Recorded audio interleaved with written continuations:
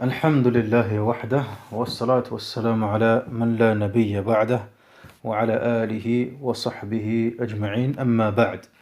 Donc nous continuons Inch'Allah Ta'ala notre lecture et notre étude du Mukhtasar Abi Shuja' Al-Ghayat wa Al-Taqrib en se basant sur l'explication d'Ibn Qasim الغزي رحمه الله تعالى القول المختار في شرح غاية الاختصار. Donc on a vu في الدرس الماضي, dans le cours précédent, donc nous sommes rentrés dans Kitab al-Tahara, le livre de la purification, et dans ce premier chapitre, walhamdulillahi rabbil alamin.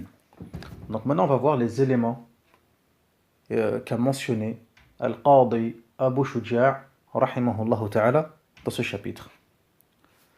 Donc il dit Abu Shuja' rahimahullah ta'ala, Kitab al-Tahara, المياه التي يجوز التطهير بها 7 مياه: ماء السماء وماء البحر وماء النهر وماء البئر وماء العين وماء الثلج وماء البرد.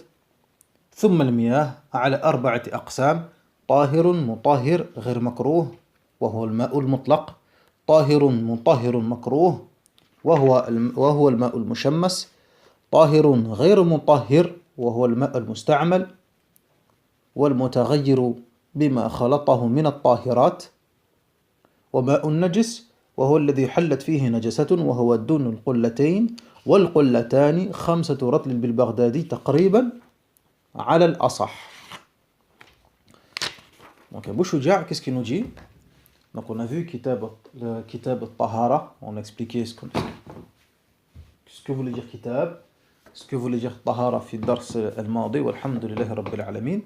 Et ensuite maintenant il nous cite que Abu Shuja', il y a 7 eaux. L'eau avec laquelle il nous est permis de nous purifier. المياه التي يجوز, c'est-à-dire يصح التطهير بها 7 مياه. On avait déjà vu que al-ma' c'était la base. Que al-ma' c'était quoi donc? C'était la base dans la purification. وهذا هو الأصل في الطهارة. قال الله تبارك وتعالى فلم تجدوا ماء فتيمموا. Si vous ne trouvez pas d'eau, quoi donc? فتيمموا. Faites التيمم. Donc ici on voit bien qu'il a été spécifié en cas d'absence d'eau de recourir à son substitut التيمم. Donc comme il dit Al-Khatib Al-Shirbini Al-Shafi'i rahimahullah ta'ala, وإنما تعين الماء لرفع الحدث لقوله تعالى فلم تجدوا ماء فتيمموا. Donc l'eau a été spécifiée précisément pour nous purifier et ôter toute souillure à travers ce verset. Et il y a également aussi un hadith rapporté fi Sahihayn, parce qu'on rappelle que la purification c'est quoi donc? C'est ôter les impuretés, raf al-hadath wa izalatu najas, et également quoi donc? Ôter les souillures. Et un hadith quoi donc fi Sahihayn, le fameux hadith avec l'A'rabi, hina bal al-A'rabi fi al-masjid, قال النبي صلى الله عليه وسلم صبوا عليه ذنوبا من ماء. Renverser un récipient d'eau. ذنوبا من ماء. Donc ici on voit bien que aussi bien pour nous purifier que pour ôter la najasa, c'est quoi donc la base, l'asl, c'est l'utilisation de l'eau. Walhamdulillahi rabbil alamin. Avant de venir sur ces 7 types d'eau et leurs preuves, on va citer un élément qui est intéressant et qui est important. La purification, at-tahara, laha maqasid, elle a des objectifs, des buts. Wa laha wasa'il, elle a des moyens. Wa laha wasa'ilul wasa'il, et elle a des outils. Les buts, lorsqu'on parle de purification, ma hiya al-maqasid? Maqasidu 4. 4 buts. Al-wudu, al-ghusl, al-tayammum, wal-istinja. Donc, al-wudu, les ablutions, al-ghusl, le grand lavage, at-tayammum, ce qu'on appelle les ablutions pulvérales, donc par la terre, le substitut par la terre, et al-istinja. Al-istinja, c'est la purification, le fait de se purifier et d'ôter toute najasa après avoir accompli un besoin naturel. Donc ça, c'est les maqasid. Lorsqu'on parle de tahara, qu'est-ce qu'on veut dire par là? C'est hada. Les wasa'il, les moyens pour y parvenir. Quoi donc? Al-miyah, l'eau, wa huwa al-asl, et c'est la base. Deuxième moyen, quoi donc? At-turab, la terre. At-turab. Al-miyah, on va le voir. At-turab, comme pour le tayammum, mais aussi pourquoi donc? Comme dans le hadith d'Abu Huraira, radhiyallahu anhu, إذا ولغ الكلب في إناء أحدكم فاغسلوا comment? Lavez-le 7 fois. فاغسلوه 7. إحداهن بالتراب. Et cette fois, et l'une d'entre elles, avec quoi donc? Avec de la terre. Donc, al-miyah, at-turab, la terre. Troisième, ad-dibar. Ad-dibar, le tannage. On verra le tannage dans le chapitre, Inch'Allah Ta'ala, dans son chapitre, Bidallah Azza wa Jal. Ad-dibar, le tannage, et al-hajar, les pierres. Et on verra ça, Inch'Allah, fi bab al-istinja, Inch'Allah Ta'ala. Donc ça, ce sont les moyens. Ensuite, on a quoi donc? Les outils. Wasa'ilul wasa'il, qui sont les récipients, al-awani. Deuxième, c'est quoi donc? Al-istihala, la transformation. Al-istihala, la transformation. Tamam. Hada huwa. Donc, les outils, les récipients et al-istihala, la transformation. Donc, l'auteur, qu'est-ce qu'il dit? Ma'u sama, ay an-nazilu min as-sama. An-nazilu minha, wa huwa al-matar. Donc, l'eau qui vient des cieux. قال الله تبارك وتعالى, on va citer un dalil.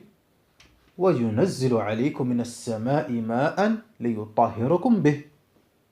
Il a fait descendre sur vous des cieux de l'eau pour que vous vous purifiez avec. لِيُطَهِّرَكُم بِهِ. Ensuite, qu'est-ce qu'il dit? وَمَاءُ الْبَحْرِ.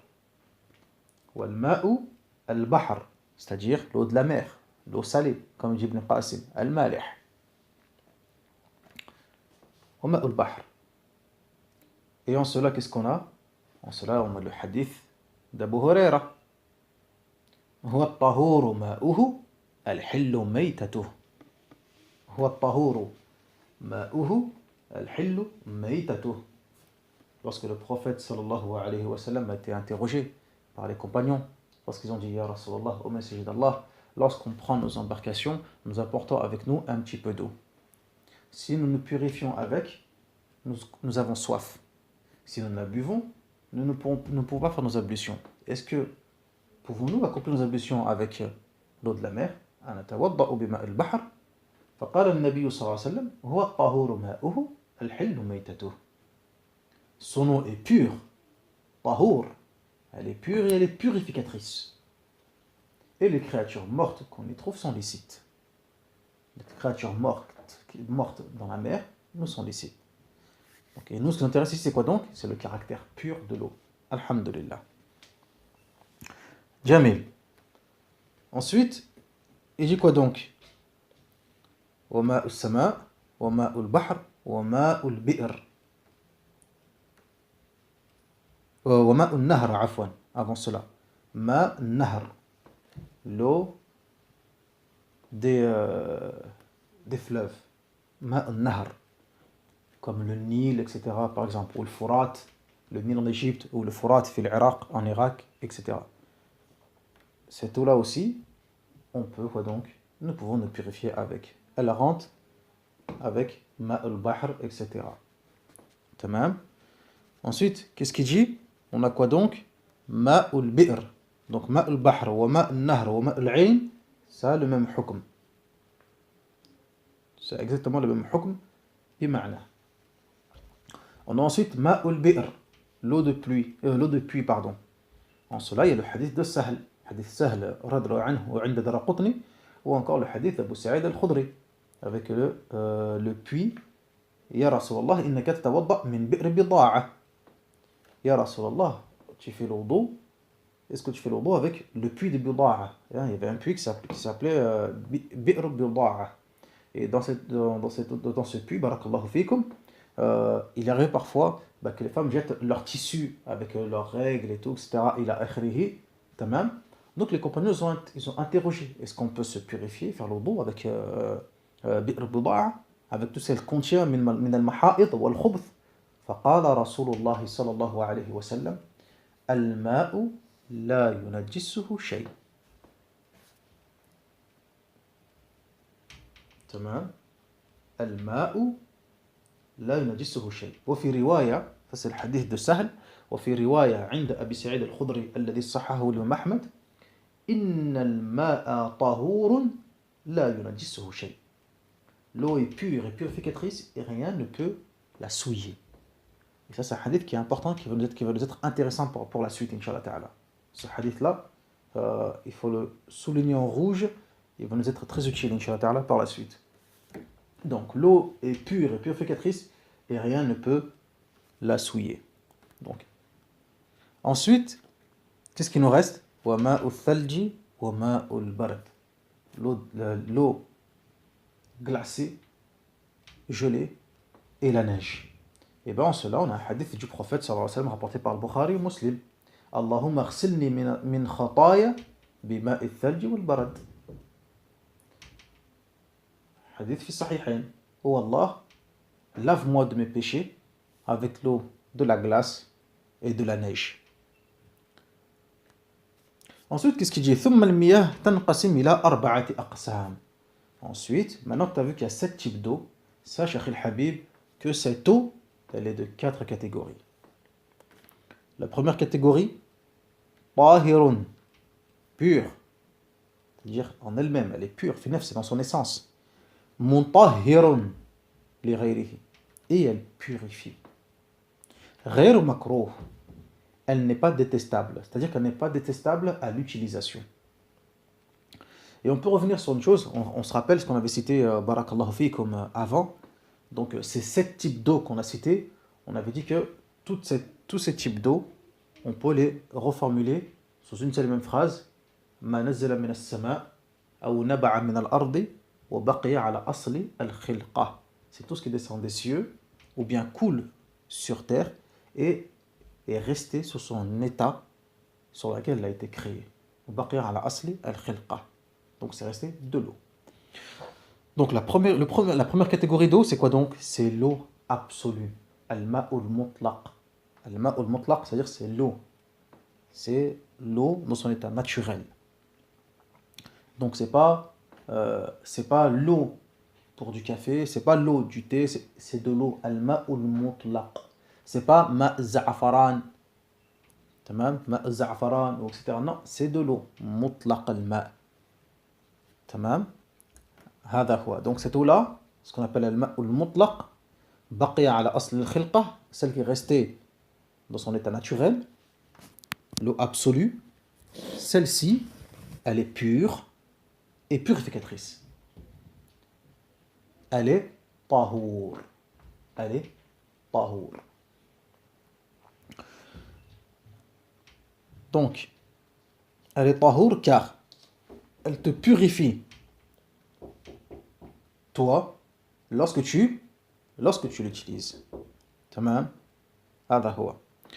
Ensuite, on a un deuxième type d'eau. Tahirun mutahhirun makruh. Celle qui est pure, qui purifie, mais qui est détestable. Quelle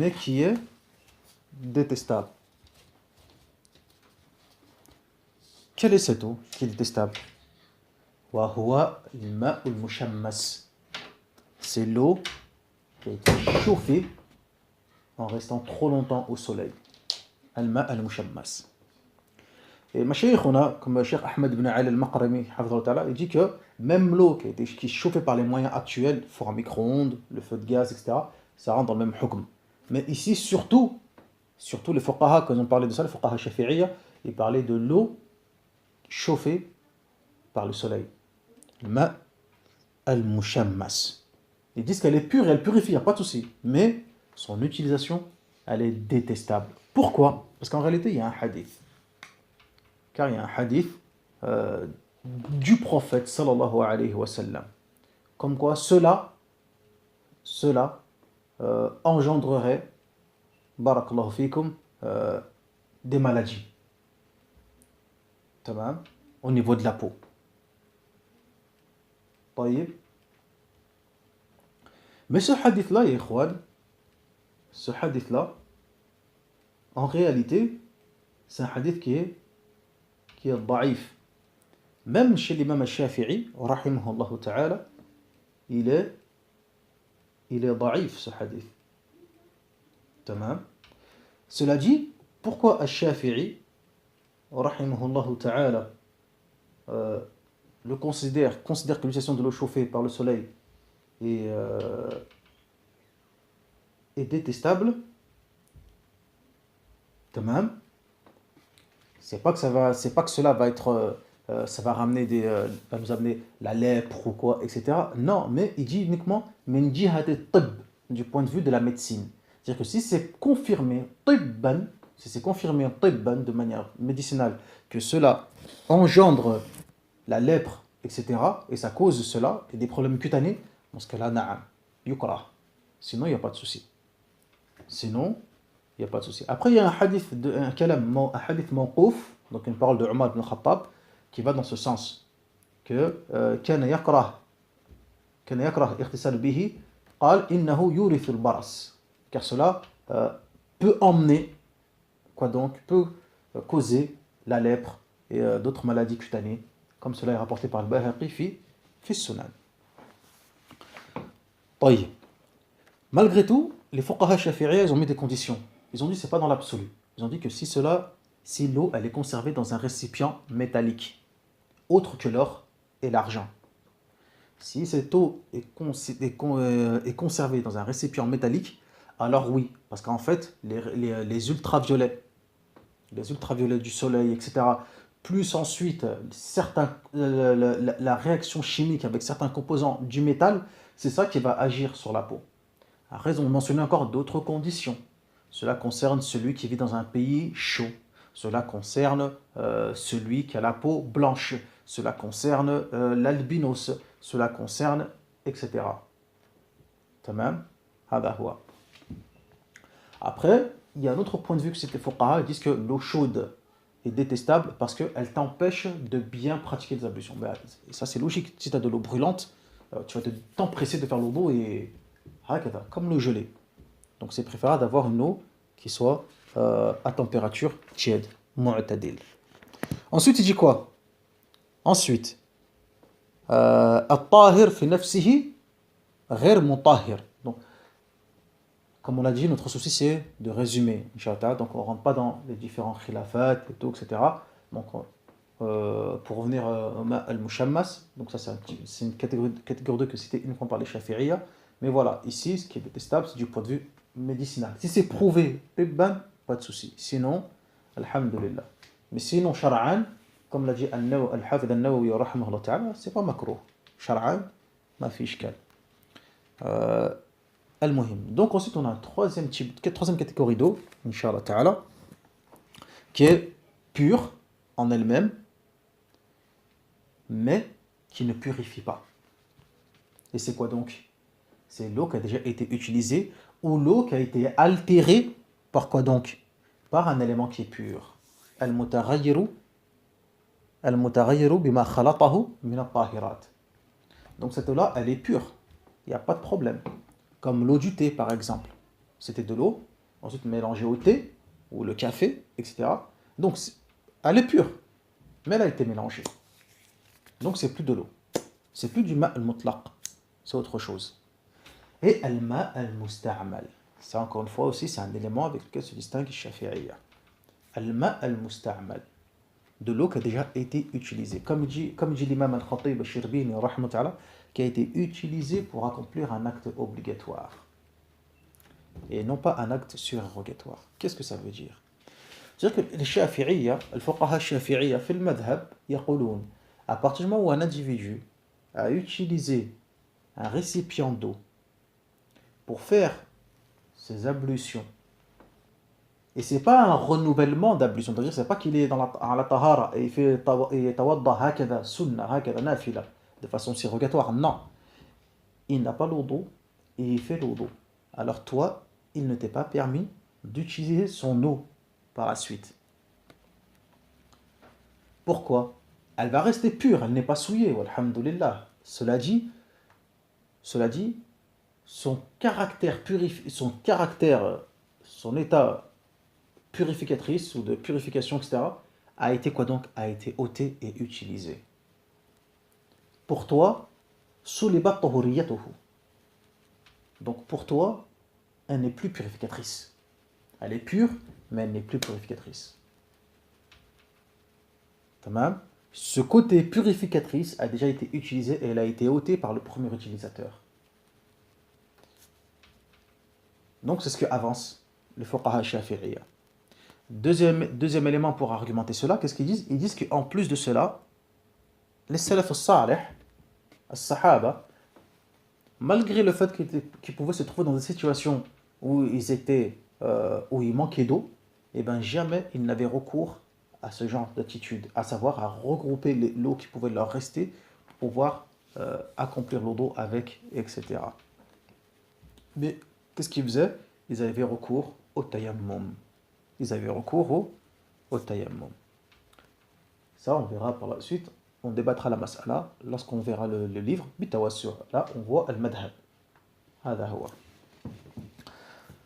ثم قال, et enfin, quatrième et dernière catégorie d'eau, al-ma'u najis. Al-ma' najis. L'eau qui a été souillée. وهو الذي حلت فيه نجاسة.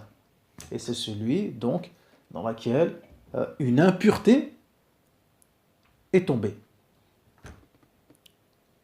وهو دون القلتين. Et cette eau-là se trouve en dessous de qullatan. Elle est en dessous du niveau de qullatan, de 2 jarres. Ou bien il a atteint le niveau de qullatan, certes, mais cette eau a été altérée. Et les qullatan, les 2 jarres, qu'est-ce que ça signifie? Il s'agit là de 500 litres selon l'unité de mesure de Bagdad, selon l'avis le plus juste. Selon l'avis le plus juste. Donc, la najasa, donc c'est la najasa, la souillure, c'est un élément, barakallahu fikum, souillé, impur, qui va altérer l'eau, de telle sorte que on ne pourra pas l'utiliser, ni pour se purifier, ni pour la boire, ni pour laver. Tamam. Et il dit quoi donc? Il dit donc, si cette eau elle est qullatan, si cette eau elle a atteint 2 jarres. Qu'est-ce que c'est que ces 2 jarres? Ces 2 jarres, c'est le hadith de Abdullah ibn Umar. Abdullah ibn Umar, radiyallahu anhuma, قال قال رسول الله صلى الله عليه وسلم إذا كان الماء قلتين لم يحمل الخبث وفي رواية لم ينجس. والحديث صححه ابن خزيمة وابن حبان. Donc, si l'eau atteint le niveau de 2 jarres, l'équivalent de 2 jarres, qullatan, elle ne peut être souillée. Elle ne peut être souillée. Donc les fuqaha al-shafi'iyya, qu'est-ce qu'ils ont dit? Ils ont dit que ça, ce hadith-là, il est clair. Une fois qu'il a atteint 2 jarres, l'eau ne peut être souillée. C'est pas possible. Par contre, cela implique quoi donc? La compréhension de son contraire. Mafhoum al-mukhalafa. Si l'eau est en dessous de qullatan, elle peut être souillée. pour ça qu'Abu Shuja', qu'est-ce qu'il a dit? Le Qadi Abu Shuja', rahimahullah ta'ala, l'eau qui a été souillée et qu'elle est en dessous de qullatan, doun al-qullatayn. Mais pourquoi il a dit ou bien elle peut être au niveau de qullatan, mais elle a été altérée? C'est en raison d'un autre hadith. Le hadith de Abu Umama al-Bahili, radhiyallahu anhu, qu'est-ce qu'il dit? قال رسول الله صلى الله عليه وسلم إن الماء لا ينجسه شيء إلا ما غلب على ريحه وطعمه ولونه أخرجه ابن ماجه. Et dans une autre riwaya de Al-Bayhaqi, qu'est-ce qu'il dit? Al-ma'u tahur illa in taghayyara rihuhu aw ta'muhu aw lawnuhu bi najasatin tahduthu fihi. Rien ne rend l'eau impure, sauf ce qui modifie son odeur, son goût ou sa couleur. Et dans une autre version d'Al-Bayhaqi, l'eau est pure et purificatrice, sauf si son odeur est altérée, son goût ou sa couleur, par une impureté qui y survient. Le problème, c'est que ce hadith-là, il est daif. Comme le da'af Abu Hatim al-Razi, rahimahullah ta'ala, et d'autres, et Al-Hafid ibn Hajar, rahimahullah ta'ala, fi al-Bulugh.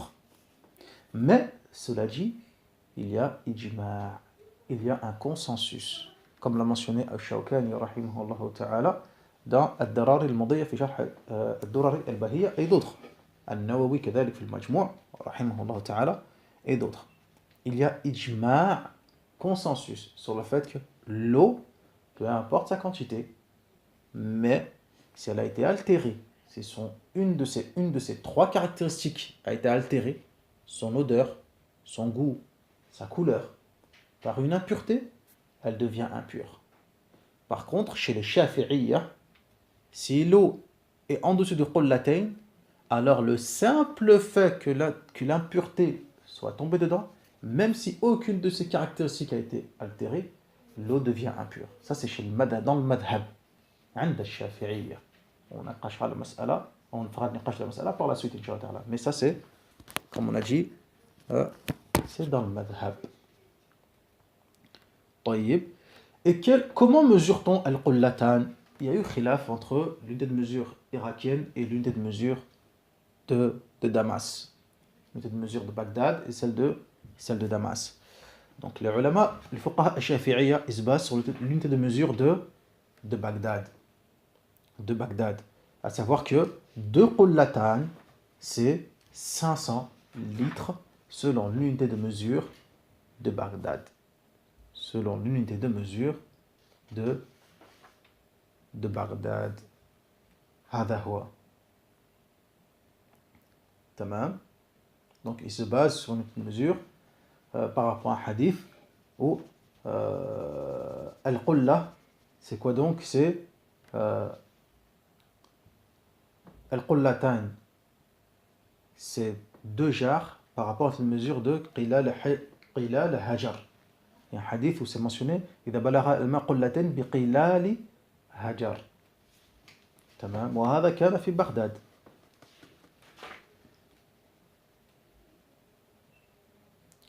Et Al-Shafi'i, rahmatullahi ta'ala, rapporte cette même parole de Ibn Jurayj, rahimahullah ta'ala.